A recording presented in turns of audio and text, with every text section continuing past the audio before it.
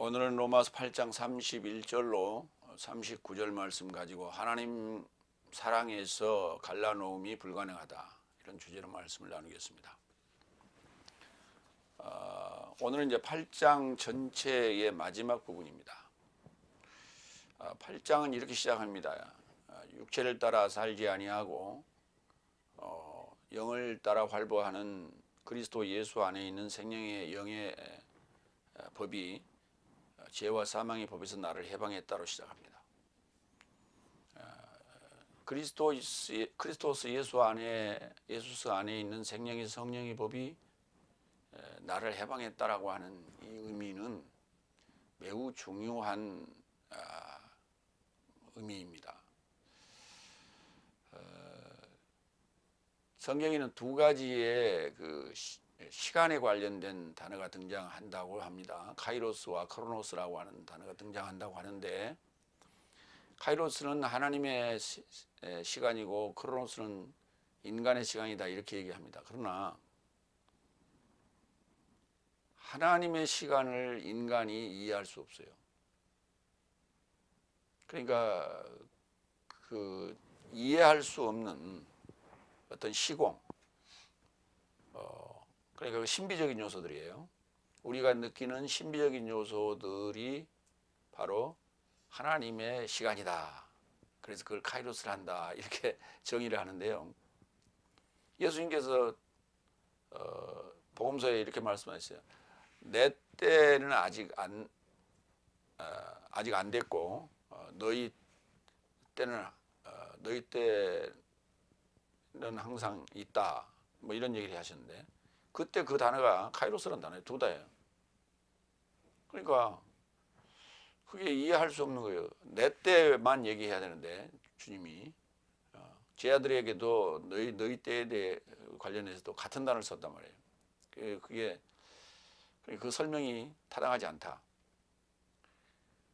결국은 신비라고 하는 요소는 무지 속에서 찾을 수 없는, 답이 없는 그러한 결론입니다. 그러니까 하루가 천년 같고 천년이 하루 같다, 이거 이제 이런 게 하나님의 시간이라는 거예요. 그러니까 인간의 생각으로 그걸 재단하고 결론을 내리는데, 하나님의 시간 맞아요. 근데 그 하나님의 시간, 하나님의 때, 하나님의 그 카이로스가 우리가 그걸 이해해야 돼요. 그건 뭐냐면 7날이에요. 7날, 우리 인간들을 다 지금 7날이라고 하는 하나님의 계획 속에 펼쳐놨어요. 그것을 이해하는 거예요. 그 다음에 크로노스는 우리 인간의 시간이 아니고 정해진 기한이에요. 언제부터 언제까지 뭐 할 동안, 이렇게 정해진 기한을 크로노스라고 하는 것이지, 하나님의 시간, 사람의 시간, 이런 식으로 자기의 생각들로 그렇게 성경을 재단해서 성경 내용을 보지도 않고 참 이해할 수 없는 얘기들을 하더구만요. 그래서 8장에 죄와 사망의 법에서 생명의 영의 법이 해방했다라고 하는 것은 죄와 사망의 법은 5날까지 얘기고, 6째 날 말미에 이제 생명의 영의 법이 그 5째 날 죄와 사망의 법에서 해방하는 얘기죠. 그러니까 이 말이, 이게 카이로스에 관련된 얘기예요. 그러면 한 날에서 5날까지가 이게 이제 크로노스에 해당되는 거고, 그래서 후견인과 청지기 아래에 우리를 이렇게 종살이 하도록 둔 것이죠. 그것이 크로노스예요. 그래서 어떤 누구의 사상이나 철학적인 사상이나 이런 것들을 빌리면 성경은 망가지기 시작하는 거예요. 성경은 성경으로 풀어라. 칼빈이 그 말 하나는 제대로 했어요. 성경을 성경으로 풀지 아니하고 철학적인 마인드를 갖다 대입을 해서 그것이 그렇다라고 정의를 해버리면서 자기가 경험한 그런 체험적인 신앙들을 합리화하고 있는 거예요. 그래서 이 생명의 영의 법이 죄와 사망의 법에서 해방했다라고 하는 것은 공동 상속, 공동 영광을 위한 하나님의 계획이 있었다. 그것이 뭐냐면 하나님 만든다는 얘기예요. 그래서 하나님 만들기 위해서 예지, 예정, 초청, 의롭게 그리고 영화롭게 하셨다 하는 얘기예요. 이제 거기까지의 이야기 내용들을 오늘 이제 31절 이하에서 왜 그런가 하는 것에 대한 것을 사랑이라는 것으로 이제 설명을 합니다. 첫 번째 로마서 8장 31절로 33절 자기 아들도 아끼지 않은 분. 하나님의 사랑이 극진하신 내용은 바로 자기 아들도 아끼지 않았다.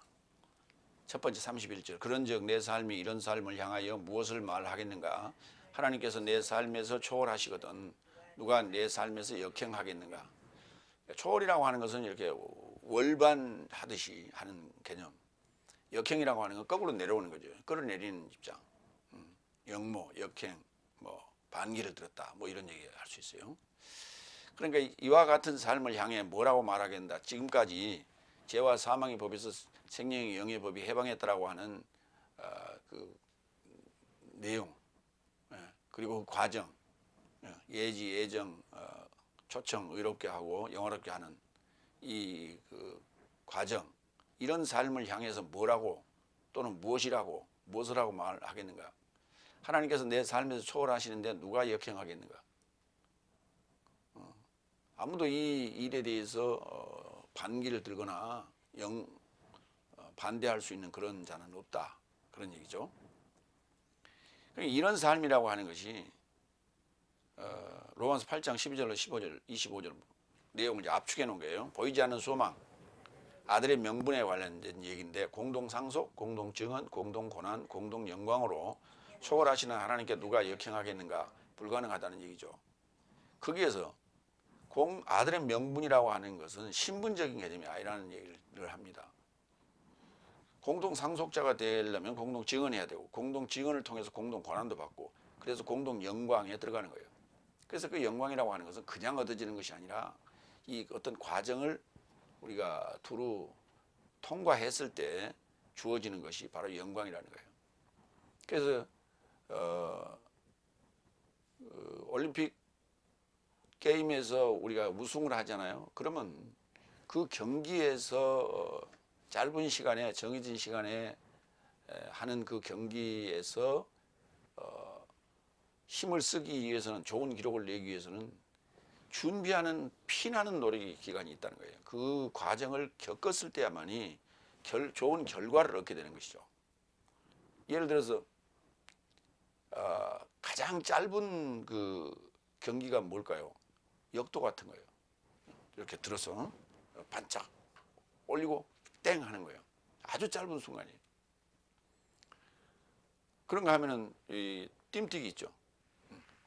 딱 뛰어와서 탁 그것보다 빠른 게 이제 사실 요거 역도인데 그 역도 순간에 힘을 쏟아서 자기가 이제 최대한 무거운 것을 이렇게 들기 위한 그 준비되는 기간은 피나는 노력의 시간이 있었다는 거예요. 그래서 그게 그런 과정이 있었기에 오늘의 영광의 그 메달을 받고 프레시 세리를 받게 되는 것이죠. 그 영광인 거예요.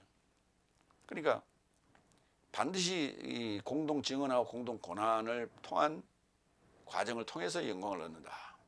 그 영광이라고 하는 게 뭐냐? 뭐 상급을 받는 거냐? 의의 면류관을 머리에 씌워주는 거냐? 그게 아니고 하나님의 아들 되는 거예요. 하나님 되는 거예요. 로마서 6장 10절로 11절.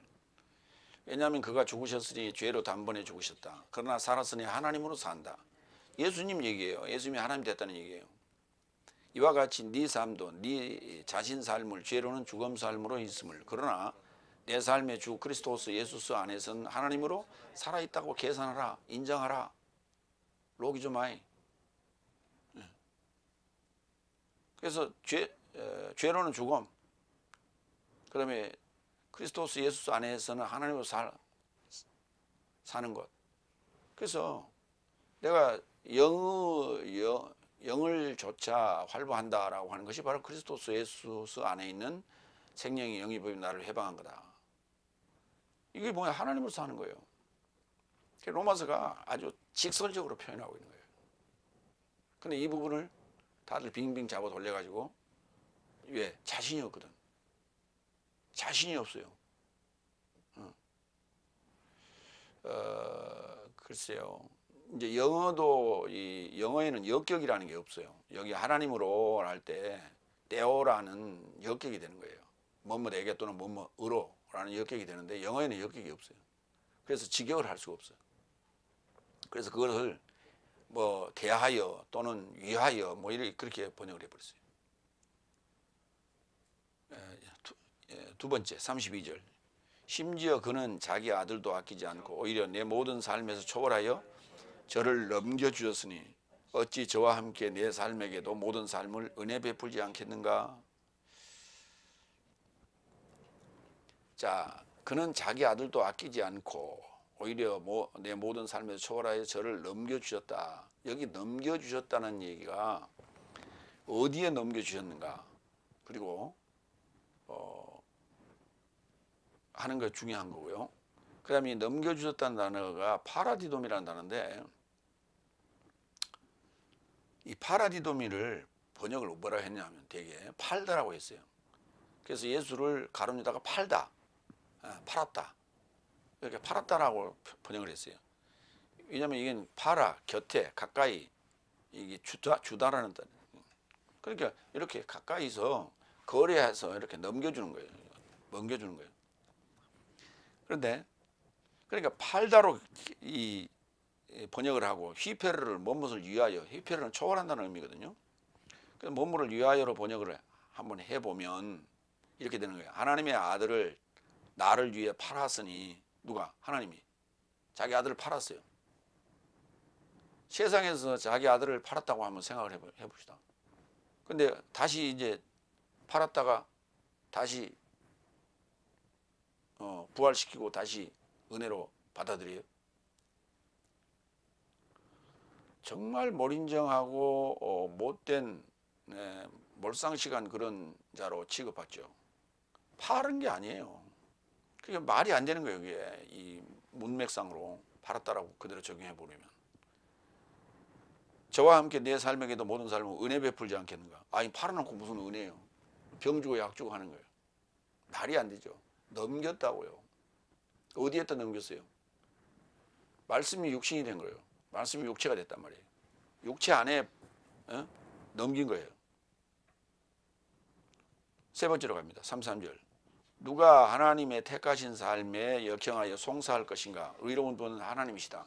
그러니까 의로운 하나님께서 택하신 삶을 택하셨죠. 근데 그 택하신 삶은, 그러니까 이제 지금 32절까지는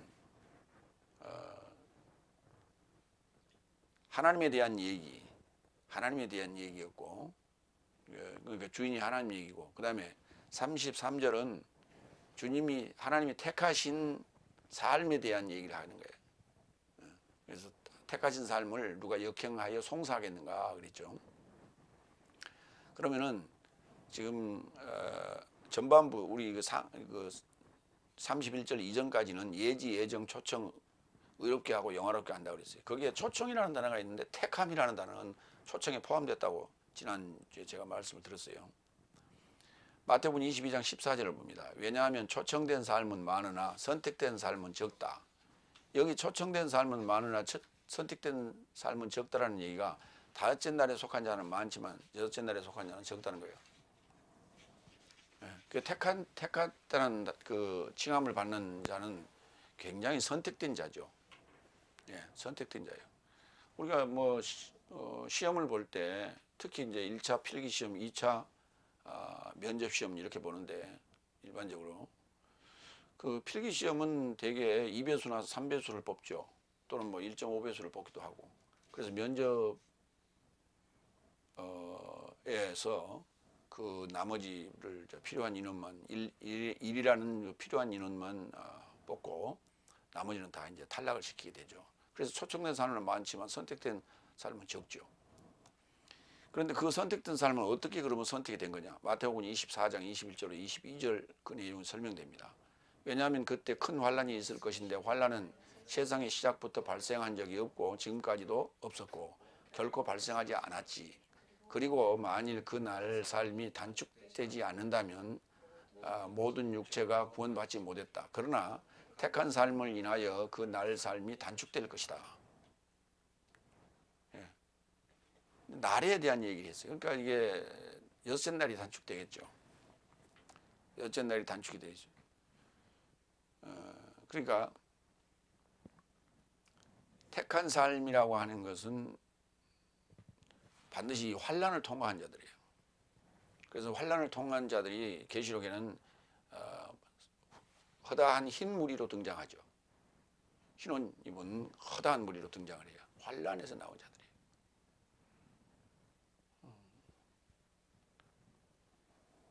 그래서 그 환난을 통과한 자들에서 그 환난 속에서 불 속에서 구원을 받은 자들, 연단을 통해서 구원을 받은 삶을 지금 선택된 삶이라 이렇게 말하는 거예요.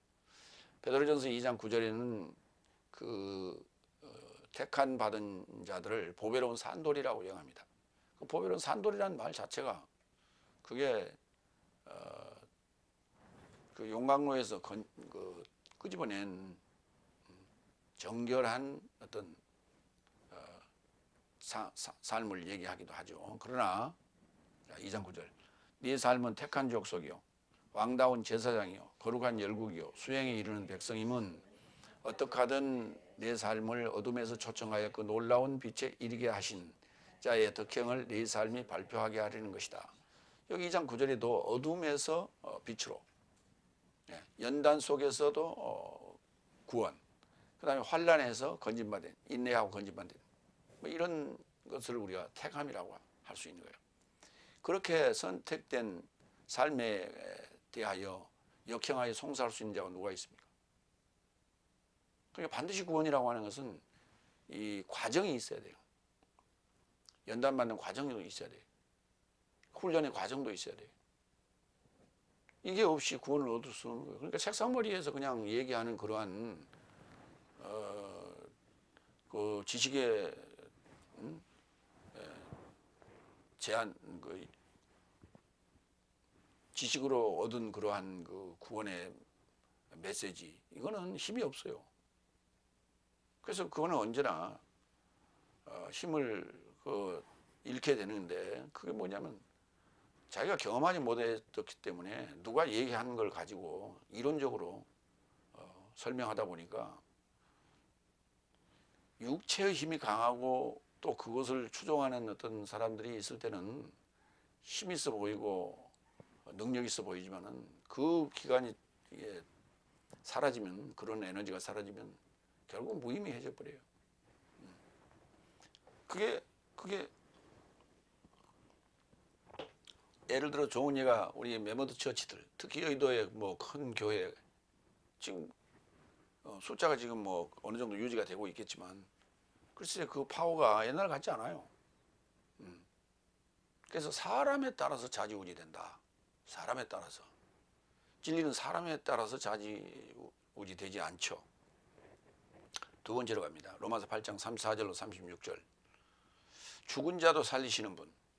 첫 번째는 아들도 아끼지 않은 분이었고, 두 번째는 죽은 자도 살리시는 분.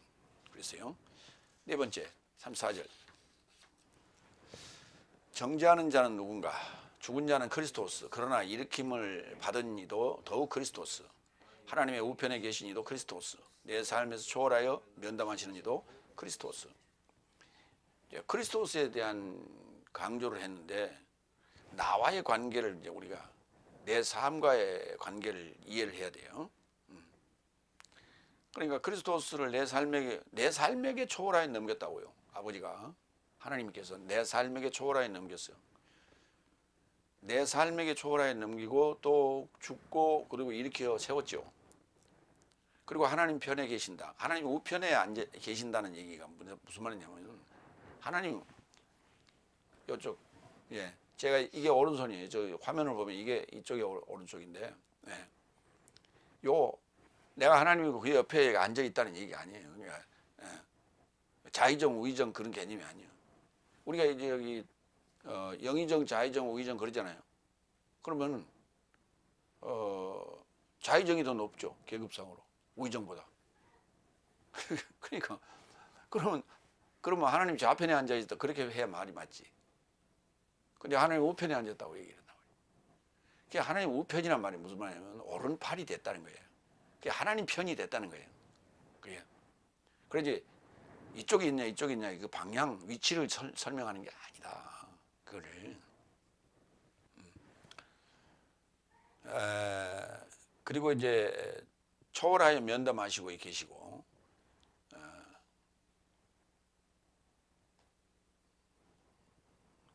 그러면 초월하여 넘기기도 하고 초월하여 면담도 하시는데, 넘겼다라고 하는 게 무슨 개념이냐, 어떻게 했다는 얘기나 하는 거예요.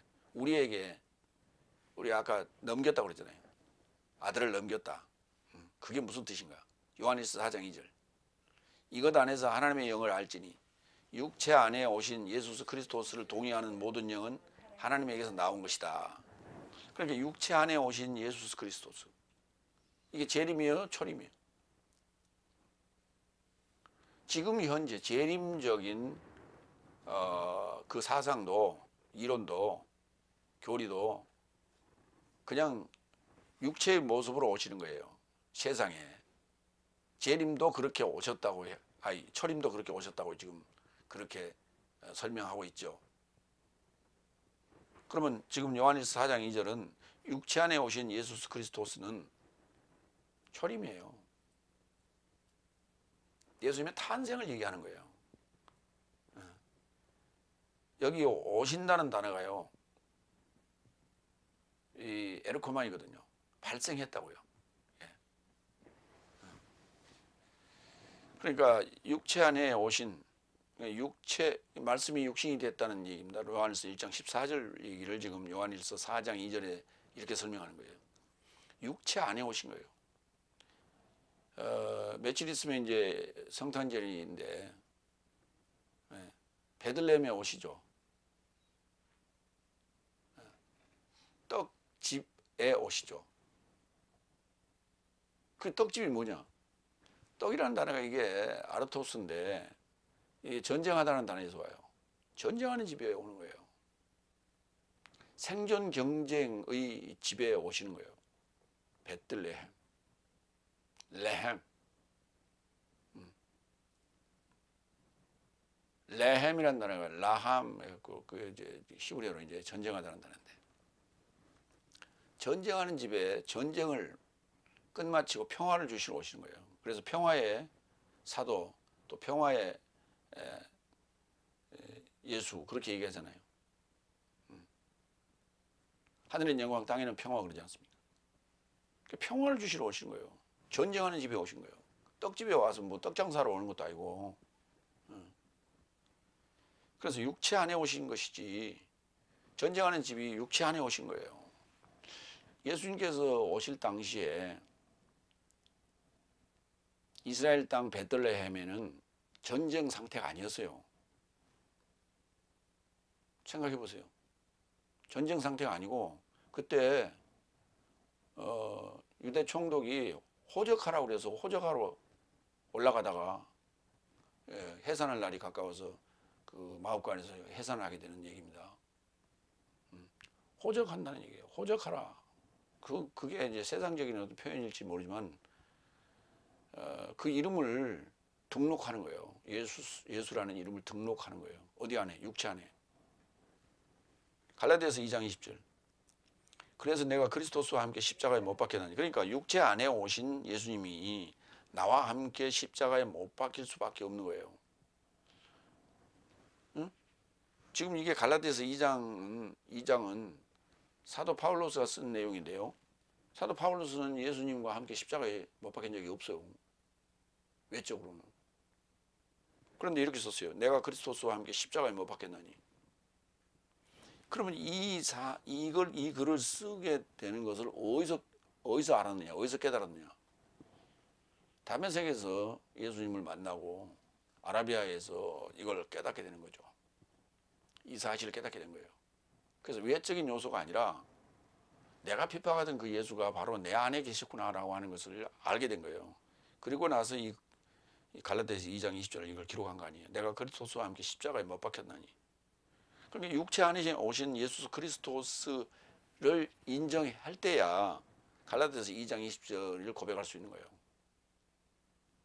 상황은 안 만들어 놓고 맨날 그냥 뚱딴지 같이 뚝 떼다가 내가 그리스도와 함께 십자가 못 박혔느니 나는 더 이상 살지 못하고 내 안에 그리스도께서 살고 계시니, 이거 그냥 암송하고 요절 암송하듯이 암송만 하고 앉았어요. 왜 그 상황을 설명해봐라. 전 상황을 설명해봐라. 어떻게 됐기 때문에 그렇게 했냐 라고 물어보면 대답을 못해.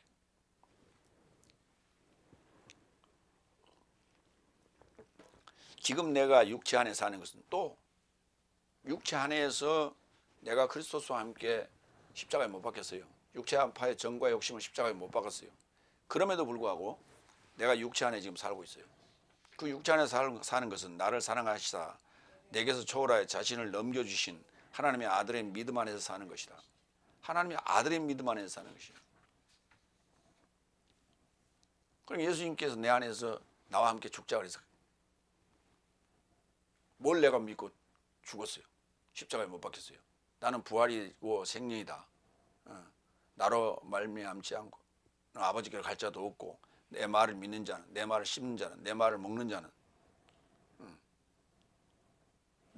내 육체를 씹는 자는 마지막 날에 살 것이다 라고 하는 예수님의 그 말씀에 내가 아멘 했기 때문에, 믿었기 때문에 함께 죽을 수 있었던 거예요. 그걸 믿음이라고 하는 거예요. 그걸 믿음이라는 거예요. 다섯 번째 35절. 그래서 그분이 내 안에서 지금 하나님 편이 되어서 지금 면담하고 계신다. 직접 직보하고 계시는 거예요. 누가 내 삶을 그리스도의 사랑으로부터 갈라놓을 것인가? 환난이나 곤고나 박해나 기근이나 헐벗음이나 위협이나 칼이겠는가? 사랑, 그리스도의 사랑. 그 사랑인데 지금 이 고백을 잘 보세요. 내 삶을 그리스도의 사랑으로부터 갈라놓을 것인가? 이 사랑은 둘이 한 몸 되어 있는 것을 사랑이라 하는 거예요.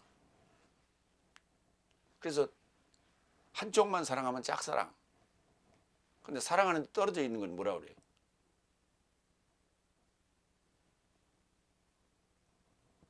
사랑하기는 사랑해. 그런데 둘이 떨어져 있어. 그래서 뭐 주말에 한 번씩 만나면 주말 부부 그렇게 얘기해요. 주말에만 부부요. 주말만 사랑하는 거예요. 사실은. 떨어져 있으면 의미가 없어요. 그건 사랑이 아니에요.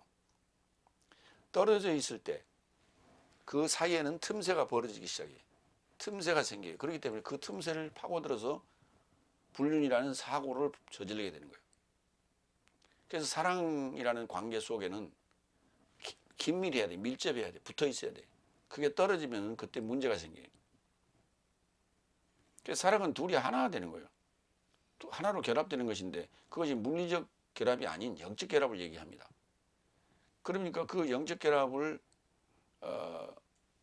이렇게 갈라놓게 하는 것은 어떤 직접적인 어떤 그런 가해, 그걸 여기 표현했어요. 환난, 권고.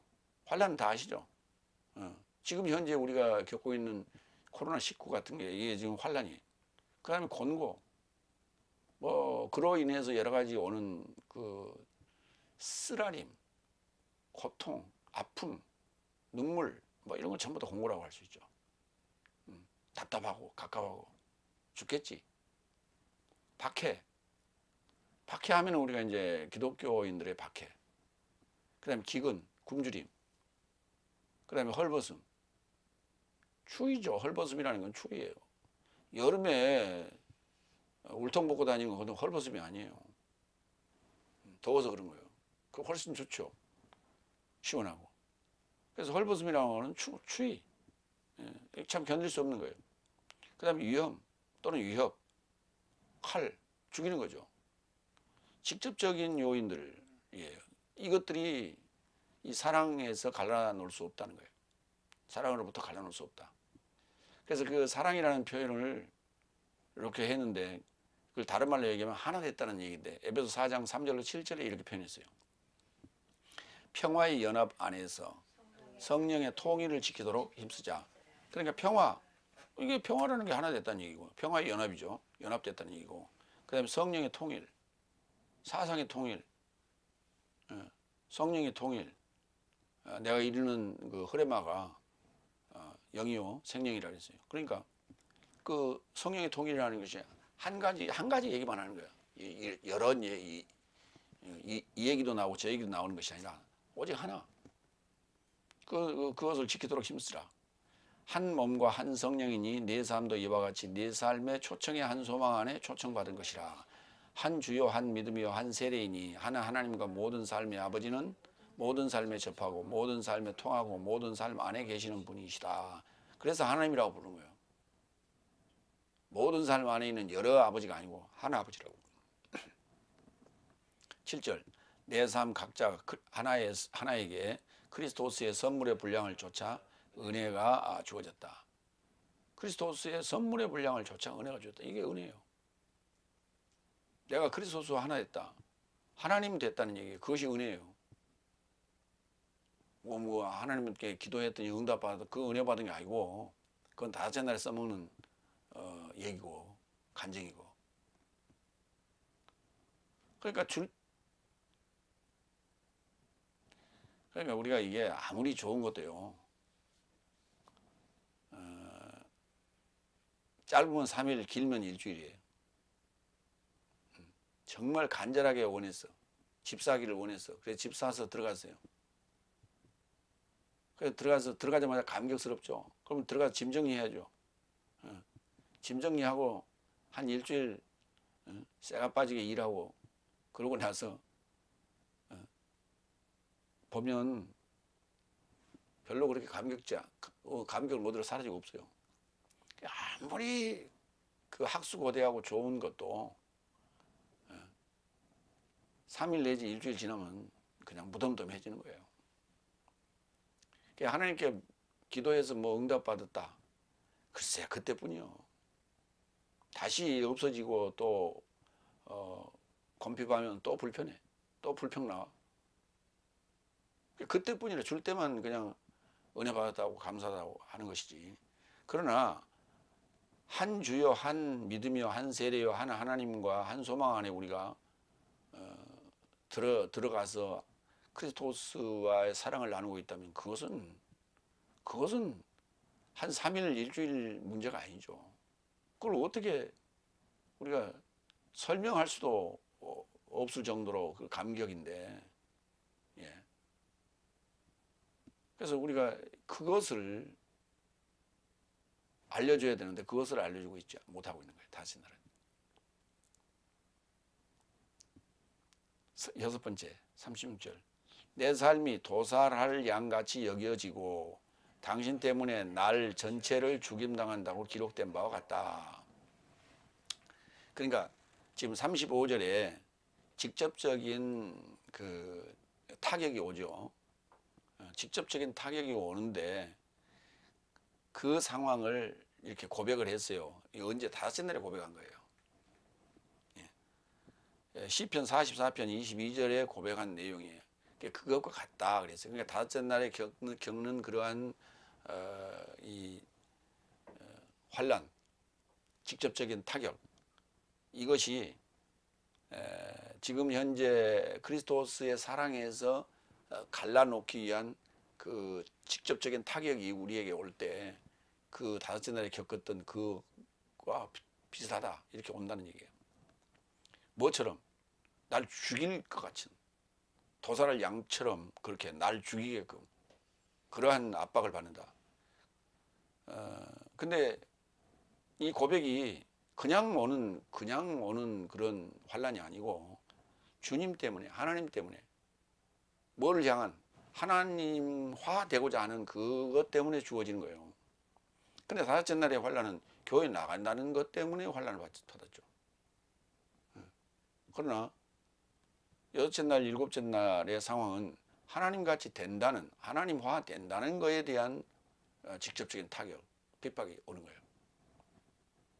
그래서 날 전체를, 헤메라 전체를 죽임당한다고. 헤메라 전체를 죽임당하는 얘기가 무슨 말이에요? 일곱째 날 전체가 다 죽임을 당한다고. 또 그런 의미예요. 일곱 날 전체가. 그래서 일곱 날에 들어갔을 때도 사실은 핍박이 오죠.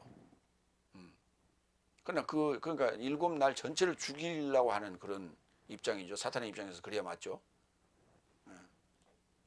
나를 죽인다는 개념이 아니라 7날 자체를 죽이고자 하는 그러한 압박, 핍박이 있다는 얘기예요. 근데 나는 이제 그것을 내가 당하는 것이 아니라 내 안에 있는 육체가 당한다고 생각을 해야 돼요. 그걸. 그래서 설정이 잘 돼야 돼. 왜? 로마서 8장 6절이에요. 육체의 생각은 사망이요 영의 생각은 생명과 평화이기 때문이다. 그러면 육체와 영이 내 안에 함께 있다는 사실을 알아야 돼. 그것을 우리 7장에서 고백을 받았죠. 두 법이 함께 있다는 사실이에요. 그래서 육체의 생각은 사망인데 그것은 계속 이 외적으로 오는 압박이 그것을 통해서 내 속에 사망이라는 생각을 자꾸 축소시켜야 돼요. 육체의 생각을 축소시켜야 돼요. 그러니까 괴롭고 힘든데 그게 오면 기쁨으로 또는 평화로 이것을 덮어서 자꾸 축소시켜야 돼요. 이게 반박이 커지면 육체의 생각인 사망이 나를 점령해요. 그것을 사랑과 평화라고 하는 것으로 자꾸 덮어서 자꾸 이게 축소시켜야 돼요. 무슨 말이냐면 우리가 항암 치료 있죠. 항암 치료라는 개념이 그런 개념이에요. 그 암적인 세포가 이렇게 퍼져 있을 때 그것을 항암 주사를 집어넣어서 자꾸 이렇게 한쪽으로 이렇게 압축시키는 거예요. 적게 활동을 못하게끔 자꾸 압축시켜서 사망으로 집어넣어야 돼. 사망의 주머니 속으로. 그래서 이게 덩어리 져버리면은 더 이상 확장이 안 되죠. 번식이 안 되기 때문에 그걸 압축시켜 버려야 돼. 마찬가지예요. 우리의 사망의 생각인 육체적인 요소를 자꾸 외적인 압박, 외적인 핍박을 통해서 그것을 인식하고 그걸 자꾸 축소시켜야 돼. 죽여가야 돼. 그것을 나는 온종일 죽는다 이렇게 표현했어요. 나는 날마다 죽는다 이런 표현을 했어요. 날마다라는 단어를 쓸 때는 카타 헤메라를 썼고 여기 온종일이라는 단어는 홀레라는 단어를 썼어요. 전체, 날 전체. 그래서 7날 전체를 언급하는 거예요. 그래서 죽임을 당한다고 기록된 바와 같다. 그랬어요. 세 번째로 넘어갑니다.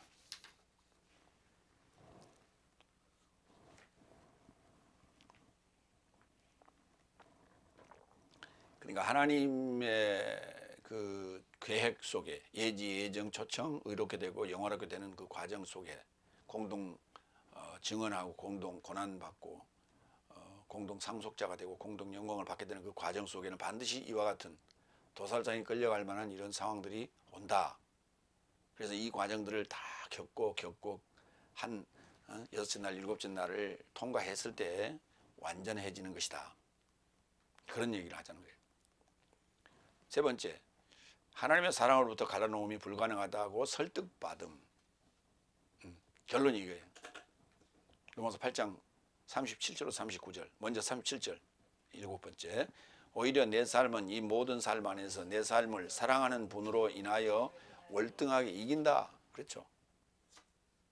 이긴다 그랬어요. 그러면 내 삶이 도살할 양같이 여겨지고 당신 때문에 날 전체를 죽임당한다고 기록된 바와 같다. 하는 얘기는 무슨 말이에요? 그러니까 그 설명이 이거예요. 내 안에 크리스토스 예수스라고 하는 생명의 영의 법이 능히 이기는 거예요. 그러니까 이 법이 생명의 영의 법이 월등하기 때문에 그냥 이러고 끝나는 거예요. 그렇잖아요. 그럼에도 불구하고 나는 표시를 안 하고 내색을 안 해도 수없이 핍박이 와요. 환난이 와요. 특히 증언을 하게 되면 더 와요. 이것들을 내 안에 있는 나를 사랑하시는 분으로 인하여 월등하게 이기는 거예요. 이긴다고 하니까 싸움 싸움에서 상대를 업어치기 해서 이기는 그런 개념이 아니라 뭐 상대의 말싸움에서 이기는 게 개념이 아니라 결국은 참는 자가 이기는 거라 그랬어요. 참는 거예요. 근데 결국은 상대는 손 들고 들어오게 돼 있어요. 왜? 아무리 해도 안 되거든. 저 안에 뭐가 있길래 그럴까? 나중에 이제 그렇게 생각을 하게 되죠. 그래서 결국 이제 견디다 못 견디면 물어봐요. 당신 뭐 때문에 그렇게 평안하고 그렇게 끝까지 견뎌내고 인내하느냐. 자, 계시록 17장 13절로 14절을 볼까요? 이긴 자에 대한 얘기를 좀 봅시다. 이 삶이 한 의견을 가지고 자기 삶의 능력과 권세를 짐승에게 나눠준다. 그래서요, 한 의견, 자기 얘기예요. 자기 생각. 이게 누구냐? 일곱 머리 열 뿔을 하는 얘기예요. 일곱 머리 열 뿔이 한 의견을 가지고 자기 삶의 능력과 권세를 짐승에게 나눠준다. 이 삶은 일곱 머리 열 뿔, 이 삶은 희생양에 결합하여 싸울 것이고 희생양은 저 삶을 이길 것이다. 이는 주인 삶의 주인이요 왕 삶의 왕이요 그에 결합한 삶은 초청한 삶과 택한 삶과 믿음직스러운 삶이다. 거기 지금 초청, 택함, 그리고 믿음직스러운 삶, 믿음이 있는 삶이라고 얘기하죠. 그 믿음이 이기는 거예요. 그래서 일곱 머리 열 뿔과 싸워서 이기는 거예요. 왜? 누가 계시기 때문에. 희생양이 함께 하나 되어 계시기 때문에. 그래서 아무리 그들이 짐승적인 그러한 짓을 하더라도 우리는 이긴다. 계시록 21장 6절 8절. 그리고 그가 내게 언급하셨다. 나는 알파와 오메가 시작과 완성이 되었다. 나는 목마른 자에게 생명의 물 샘에서 값없이 줄 것이다. 이기는 자는 모든 삶을 상속할 것이다. 그러니까 알파와 오메가 시작과 완성, 그 다음에 생명의 물샘을 다 상속하는 거예요. 상속받는 거예요. 그거를. 이기는 자는 8절. 그러나 겁쟁이 삶과 불신자 삶과 혐오스러운 삶과 살인자 삶과 행음하는 삶과 바수사 삶과 우상숭배자 삶과 모든 거짓말쟁이 삶에게 불과 유황으로 불 붙여진 못 안에 저 삶의 몫이다. 이것이 둘째 사망이에요. 이 요소들이 8절 요소들이 다 내 안에 있는 것이라니까. 내 몸 밖에 있는 게 아니고 내 몸 밖에도 있어요. 그런데 내 몸 밖에서 이런 요소들이 투영돼서 나타나는 거예요. 무슨 말인지 이해가 되세요? 내 안에 그것이 나는 없다고 우기지. 그런데 이런 요소들이 밖에서 투영돼서 나에게 지금 그 표시해 주는 거예요. 내가 가지고 있는 모습이라고. 그걸. 그러니까 우리가요,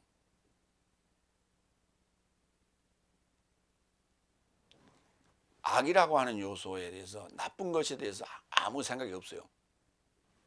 아무 생각이 없어. 아무런 지식도 없어요. 이런 자는 그러한 모습으로, 그러한 말로 상대를 위협해도 아무런 반응이 없어요. 아무런 반응이 없는데, 우리가 가장 싫어하는 거 있죠. 내가 가장 싫어하는 것. 내가 가장 싫어하는 것은 내 안에 있는 거예요. 그게 밖에 투영돼서 나타나는 거예요. 그게 누구로 나타나냐면 대개는 자식들로 통해서 나타나요. 자기의 약점, 자기에게 정말 고쳐야 될 것, 자기가 좀 버려야 될 요소, 그런 요소들이 자녀에게 나타날 때 가장 그걸 싫어해. 그게. 그리고 또 누군가가 그런 행동을 하면 그걸 굉장히 싫어해. 죽일 만큼 싫어해.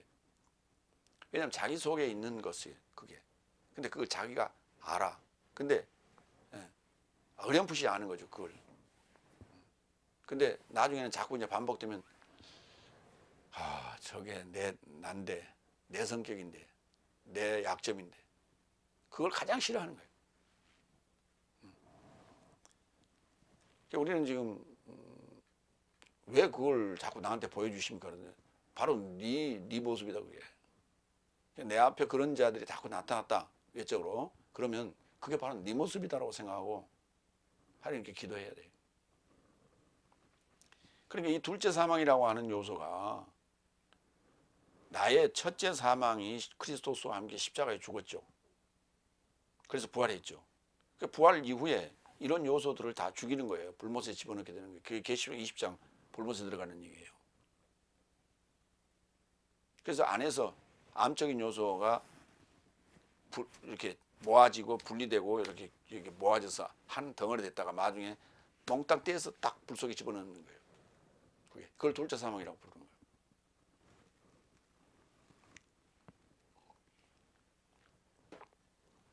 거예요. 둘째 사망에 들어간 자는 그럼 둘째 부활이 있냐? 없죠, 당연히. 첫째 사망에 들어가고 부활하고 부활한 자에게 둘째 사망이 있는 거예요. 그 안에 그 요소가 있다는 얘기예요. 그러니까 부활했는데 무슨 둘째 사망이 필요해?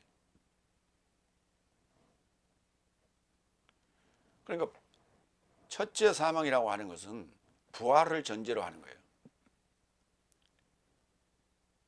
근데 구원의 대상이 되지 않는 자들, 믿지 않는 대상자, 신앙인이 아닌 자들은 그냥 죽으며 그게 첫째나 둘째라는 말을 쓸 필요가 없어요. 다 사망이 그냥 죽으면 사망. 그걸 첫째 사망이라고 하지도 않고 둘째 사망이라고 하지도 않아요. 그러니까 이 첫째나 둘째가라고 하는 서수가 붙은 것은 둘째란 말은 첫째가 있었다는 얘기예요. 첫째가 있다는 말은 다음이 또 있다는 얘기예요. 그래서 그 서수를 쓰는 것이지 딱 한 번 태어나서 딱 한 번 죽는 자들에게는 첫째 사망이라는 말을 쓰지 않아요. 여덟 번째 39절. 왜냐하면 사망이나 생명이나 사자 삶이나 우두머리 삶이나 임박한 삶이나 기대하는 삶이나 높음이나 기쁨이나 어떤 창조물이라도 내 삶의 주 그리스도스 예수스 안에 있는 하나님의 사랑으로부터 내 삶을 갈라놓음이 불가능하다는 것을 나는 설득받은 것이다. 이거 앞에 지금 35절에 언급된 내용은 그리스도스의 사랑이라 했고요. 그 다음에 39절에 언급된 것은 그리스도스 예수 안에 있는 하나님의 사랑이라 했어요. 같은 말이에요. 그런데 35절에는 직접적인 타격, 직접적인 요소들, 그 다음에 39절에는 이게 간접적인 요소들이에요. 왜냐하면 사망, 생명, 조회라는 단어를 썼어요. 그게 생명, 살려주는 영. 이라 할지라도 말이에요. 사망 나쁜 것이죠. 생명 좋은 것이죠. 사자 삶 괜찮죠. 천사예요. 안겔로이. 그 다음에 우두머리 삶, 임박한 삶. 우두머리 삶 그건 관원들이라고도 하기도 했는데. 그 다음에 그러니까 시작하는 개념이에요. 텔러스가 아니라 임박한 삶 그것도 괜찮죠. 기대하는 삶도 괜찮고. 그 다음에 높음 괜찮아요. 깊음 그렇죠. 그러면 어떤 창조물이라도 그러니까 흑백이 다 섞여 있어요. 좋고 나쁨이 다 섞여 있어요. 그래서 간접적인 요소들이에요. 이 어떤 간접적인 요소 그 한 부분만 가지고라도 그걸 가지고라도 내 삶을 그리스도스 예수 안에 있는 하나님의 사랑으로부터 갈라놓을 수 없다. 라는 것을 나는 설득받은 것이다. 설득받아야 돼요. 확신한다. 그거는 그냥 우기는 거고. 확신한다가 아니라 이거 수동태예요. 페이토라는 단어인데 페페이스마이라고 하는 동사 직설법 현재 완료 수동태 1인칭 단수예요. 내가 설득받았어요. 내가 설득당했어요. 로마서가 지금 그 논리적으로 우리를 설득하고 있는 거예요. 그런데 그 상황이 나에게 있어야만이 이게 납득이 되고 이해가 돼. 근데 아무리 설득을 해도 설득받지 못한 이유는 내가 그 체험적인 신앙이 없기 때문에 설득당하지 못하는 거예요. 그리고 이해가 안 되는 거예요. 그래서 이해되는 사람은 이 과정을 겪어야 돼요. 이 과정을 겪은 사람은 논리적으로 그거였구나 하고 박수를 치게 돼 있어. 무릎을 치게 돼 있어. 그래서 이제 거기다 이제 그 35절과 39절을 다 언급해 놨어요. 마태복음 19장 3절로 6절을 봅니다. 그리고 바리새인 삶이 그에게 다가와 그를 시험하여 그에게 말하되 모든 원인을 조차 그의 아내를 풀어줌이 사람에게 합당합니까? 그러자 그가 답변하여 저 삶에게 언급하셨다. 시작부터 남성과 여성을 만드신 분이 저 삶을 만드셨다는 것을 네 삶은 읽어보지 못했느냐. 창세기 지금 2장 얘기예요. 그리고 그가 언급하셨다. 이것 때문에 사람이 그의 부모를 남겨두고 그의 아내에게 달라붙게 되어 두 사람이 한 육체에 이루고자 있을 것이다. 그같이 더 이상 두 삶이 아닌 한 육체이다. 그런즉 하나님이 짝지어 주신 것을 사람이 갈라놓지 말라. 그러니까 첫사람 아담과 하와가 하나 된 것처럼 죽고 부활했다면, 그리스도와 함께 죽고 살아났다면, 마찬가지로 육체 안에 살고 있다면 그도 지금 그리스도와 사랑하는 부부관계예요. 그래서 한 몸이 됐다. 우리 한 몸이 됐다. 그러니까 부부가 둘이 하나가 됐다라고 하는 얘기로 이제 주로 이제 우리가 이게 결혼식 때 주례사로 많이 쓰죠. 둘이 하나가 되라. 육체로서는 하나가 될 수가 없어요. 근데 그렇게 사는 사람도 있어. 그걸 이제 우리가 부창부수 그렇게 얘기하는데, 그렇게 사는 사람들은 결국은 생각이 같은 거예요. 서로의 사상이 같은 거예요. 서로가 가는 목표가 같은 거예요. 그래서 그렇게 이렇게 처음부터 잘 맞는 사람들이 이렇게 부부가 된 사람도 있지만, 대개는 반대되는 나에게 없는 것, 나에게 없는 요소들을 상대의 배우자로 골라요. 그래서 그러다 보면 어때요? 서로 싸워요. 왜? 뭐 하려고? 의견 일치를 보기 위해서, 하나가 되기 위하여. 근데 그게 타협이 되느냐? 사실은 타협이 안 돼요. 거의 일방적으로 밀고 좀 센 자에게 밀려요. 전반부는 남자에게 밀리고 후반부는 여자에게 밀리는 거예요. 이게 인생살이, 부부관계. 보면 전반부는 남자에게 밀린 이유는 뭐냐? 남자가 돈을 벌어오기 때문에, 생활을 거의 책임지기 때문에 주도권을 남자가 갖고 있어. 그러나 이제 후반부에는 병 들어가지고 남자가 힘을 못 써요. 그러면 이제 아내가 주도권을 갖고 끌고 가죠.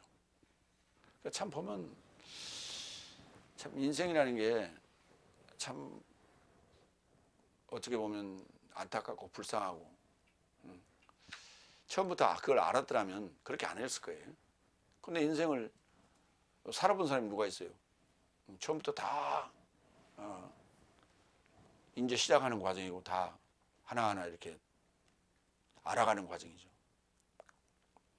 그러니까 그 알아가는 과정을 통해서 어느 시기가 됐을 때 인생에 관한 철학을 들었을 때, 그렇구나 하고 이제 그걸 철이 들었다고 얘기를 하는 거예요. 그러니까 여기 지금 나는 설득받은 것이다 라고 하는 얘기가, 내가 살아온 지금까지 그 신앙생활의 그 굴곡이 바로 이런 것입니다. 내린 결론이 이겁니다. 라고 하는 것을 이제 8장에서 결론을 내리는 거예요. 그러니까 로마서 8장이 굉장히 중요한 장이에요. 핵심 장이에요.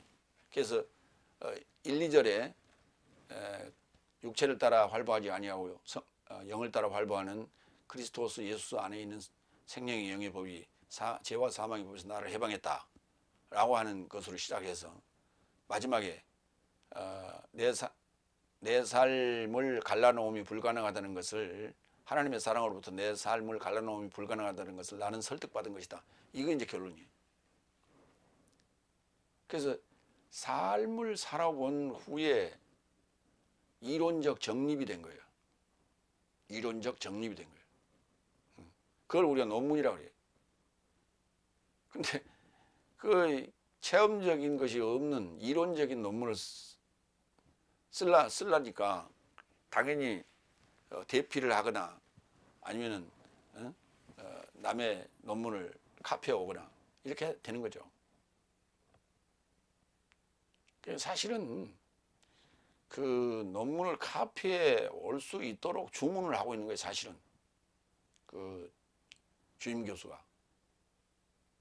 그건 형식이거든요.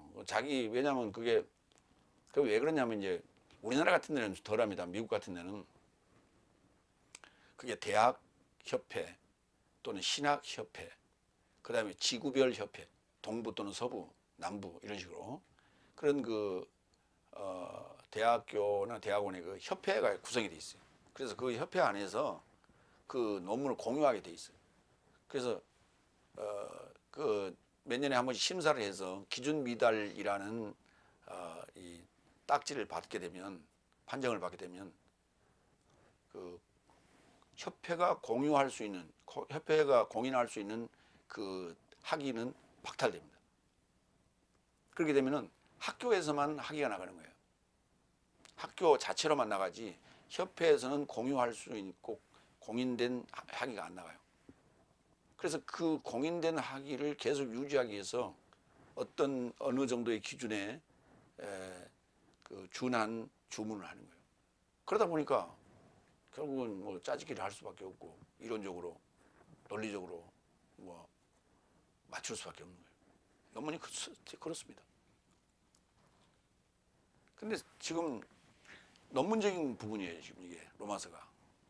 근데 이건 체험을 바탕으로 한 결론적인 이론을 정립하고 있는 거예요. 교리를.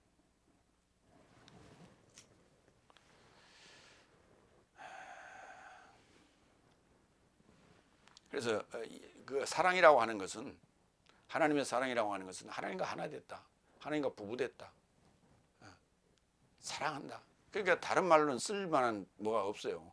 그러니까 부부됐다 그러면 부부가 뭐냐 그랬더니 그 두 자로 얘기해봐 그랬더니 왼수 그랬더니 네 자로 얘기해봐 그랬더니 평생의 왼수 이렇게 나오는, 이게 인생살이의 그 정답이에요. 마지막 결론은. 그래서 그 부부라는 단어로 표현하기도 뭐해요. 그래서 가장 아름다운 단어로 표현한 게 사랑이에요. 예. 왜 그러냐? 하나님과 원수됐다가 한 편이 됐기 때문에 사랑이라는 단어를 쓰는 거예요. 원수됐다가 한 편이 돼요. 그래서 사랑의 대표 하면 로미오와 줄리엣을 우리가 드는 거예요. 왜? 두 집안이 원수 사이였거든, 부모가. 근데 그 자녀들이 사랑을 했는데 결국은 부모들이 반대를 해서 결국 그들이 쇼를 했는데 그냥 진짜 죽은 줄 알고 같이 죽어버렸죠. 그게 한쪽이 서로 이렇게 소통이 안 된 거예요. 그래서 죽은 줄 알고 자기도 진짜 죽어버렸죠. 그래서 둘 다 맺지 못할 사랑으로 끝나버린 거죠. 그게. 사랑은 그렇게 맺지 못할 사랑으로 끝나는 게 아니에요. 근데 그 세상에서는 그걸 아름다운 사랑이라고 그렇게 얘기하는 거예요. 근데 이제 그 결과가 두 집안이 이제 원수 집안에서 서로 화해하는 것으로 이제 해피엔딩으로 끝났기 때문에, 그래서 이제 로미오와 줄리엣을 사랑의 어떤 그 스토리로 얘기들을 하고 있어요. 그래서 어쨌든 인간의 희망사항이에요, 그게. 그래서 사랑이라는 표현을 했습니다만 사실은 하나님께서 우리를 하나님 만드는 거예요. 마무리합니다. 하나님께서 제안하시고 받은 삶을 초청하시고 택하신 삶은 부활하신 예수 그리스도께서 하나님 편에 면담하시고 계시니, 영을 따라 활보하는 삶에게는 육체의 직접적인 요소나 간접적인 그러니까 위해 요소입니다. 해치는 그런 직접적인 위해 요소나 간접적인 미혹의 요소로도 그리스도스 안에 있는 하나님의 사랑으로부터 갈라놓을 수 없다는 것을 체험적으로 설득받은 거예요. 근데 그 체험적이라고 하는 그 내용이 복음서에 기록한 사도들의 그 신앙 고백과 일치한다는 사실이에요. 그 일치하는 것은 사도 바울로스의 제자가 누구냐 하면 마가와 누가예요. 그 마가와 누가가 쓴 자신의 신앙 고백이 마태와 요한이 쓴 신앙 고백과 나란히 이렇게 어깨를 나란히 하고 있고 그 내용을 거의 대동소이하다는 거예요. 이게 우리 놀라운 사실이에요. 뭐 K문선이 뭐 등등 해가지고 그 마가복음이 투박하고 짧기 때문에 그게 원복음이다. 어디서 그런 소리가 나옵니까? 그게 또 성경을 얼마나 이 발등으로 읽었으면 그런 그 논리가 나와요. 그 독일에서 나온 그 이론이에요. 독일은 지금 그 결과가 말해 주는 거예요. 독일은 지금 성경의 신비적인 요소는 전혀 설교 시간에 얘기할 수 없도록 해놨어요. 그거는 거의 국가에서 공무원이고 목사가 국가에서 모든 걸 통제하고 앉았어요. 그래서 신비적인 요소, 예수님께서 성령으로 잉태하여 탄생했다 이런 얘기도 안 하는 거야. 그 신비적인 요소예요. 계시록은 거의 뭐 손도 안 될 수 없다 이렇게 볼 수 있는 거죠. 그게 지금 독일 신앙의 결론이에요. 그런데 독일에서 그런 사복음서를 그렇게 결론 내려놨는데 그러다 보니까 바울 복음이 바울 신학으로 별도로 이렇게 한 장르로 이렇게 얘기되고 있는 거예요. 참 웃지 못할 얘기예요. 그만큼 성경에 대한 깨달음이 적다는 거예요. 왜? 날이라는 개념을 모르기 때문에, 연통이라는 개념을 모르기 때문에, 나라의 복음이라는 삼위일체 개념을 모르기 때문에. 그래서 우리가 알고 있는 이 깨달은 이 복음이 전해지기를, 널리 전파되기를 늘 기도합시다. 자, 기도하겠습니다.